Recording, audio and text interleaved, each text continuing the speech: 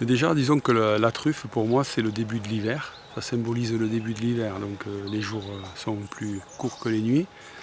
Et donc c'est une période très particulière parce qu'on est plus souvent dedans que dehors. En plus parce qu'à 5 heures du soir, il commence à faire nuit.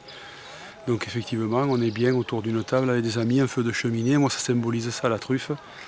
Et puis c'est aussi mettre en scène les meilleurs vins.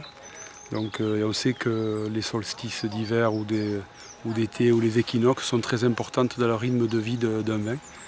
Et c'est vrai que les vins se dégustent à merveille en hiver en particulier.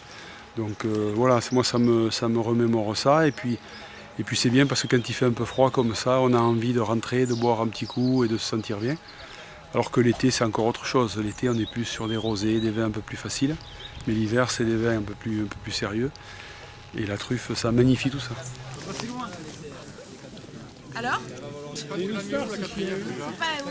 Le département de l'Aude, c'est 70% oui, 70% on doit être de sol argilo-calcaire. Que ce calcaire présent amène des typicités au niveau du vin, et de la même façon que la truffe a besoin de sol calcaire pour se développer. C'est-à-dire que vous ne trouverez pas de truffe sur un sol acide. D'accord ? Bon, la vigne, elle peut-être, hein, mais vous allez avoir des typicités de terroir qui vont être marquées par rapport à ce calcaire. Ensuite, ce qui va être intéressant sur la cohabitation truffe-vigne, c'est les tanins que va amener notamment les vieux, les vieux résidus végétaux de la vigne, donc les sarments, les systèmes racinaires, les vieux systèmes racinaires, parce que la truffe se nourrit de tanins organiques issus de ces bois de ligneux. Et donc on arrive souvent chez nous, c'est fréquent de ramasser les truffes, soit carrément dans la vigne, soit en périphérie de la vigne. Donc vous allez, tout ça parce que la truffe va consommer ces tanins présents sur ces parcelles de vigne. Voilà, donc c'est vrai que chez nous c'est un rapport assez étroit, et vous trouvez cette truffe présente un peu sur tous les terroirs du département. Voilà. Déjà quand on a de la truffe sur son terroir, c'est déjà la providence, parce que tout le monde aimerait avoir de la truffe dans son jardin. Donc c'est un peu un jardin ici, puisqu'on a à peu près 5000 m² de plantation de chênes truffiers. Et ce sont des chênes qui ont 20 ans, et ça fait à peu près 5-6 ans que régulièrement on a à peu près entre 10 et 15 kg de truffes. Donc voilà, donc c'est déjà super.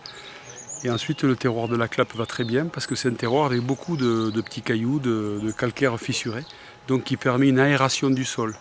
Et en fait l'aération du sol c'est très important parce que ça permet aussi aux champignons, à la mycorhize de se développer. Quand le sol est trop tassé, quand il y a trop d'argile, c'est un peu compliqué pour la truffe parce qu'à la fin elle s'asphyxie.